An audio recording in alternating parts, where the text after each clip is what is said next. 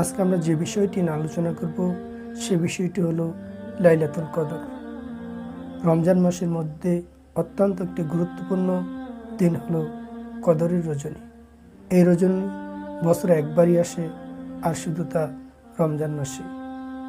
আর এই রমজান মাসে এই রাতে আল্লাহ সুবহানাহু ওয়া তাআলা তার যে বাণী আল কুরআন তা হযরত মুহাম্মদ সাল্লাল্লাহু আলাইহি ওয়াসাল্লামের পর নাজিল করেছেন। শুধু এই কুরআনের জন্যই এই রাতটিকে মর্যাদাপূর্ণ করা হয়েছে। আমরা এই রাতটি কবে উদযাপন করব, আসুন আমরা হাদিস থেকে তা জেনে আসি। হযরত আবু হুরায়রা রাদিয়াল্লাহু আনহু বর্ণিত, তিনি বলেন, রাসূল করিম সাল্লাল্লাহু আলাইহি ওয়াসাল্লাম বলেছেন, লাইলাতুল কদরের রাত আমাকে স্বপ্নে দেখানো হয়েছিল। অতঃপর আমার পরিবারের কেউ আমাকে ঘুম থেকে ডেকে ওঠানোর কারণে তা আমাকে বলিয়ে দেওয়া হয়েছে।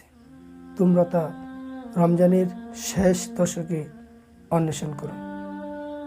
আল্লাহ রাসূল এটাই বলতে চেয়েছেন। তিনি বলেন, লাইলাতুল কদর রাতটি আমাকে স্বপ্নে দেখানো হয়েছিল, কিন্তু পরিবারের কেউ আমাকে ডেকে ঘুম থেকে উঠিয়ে দিয়েছিল।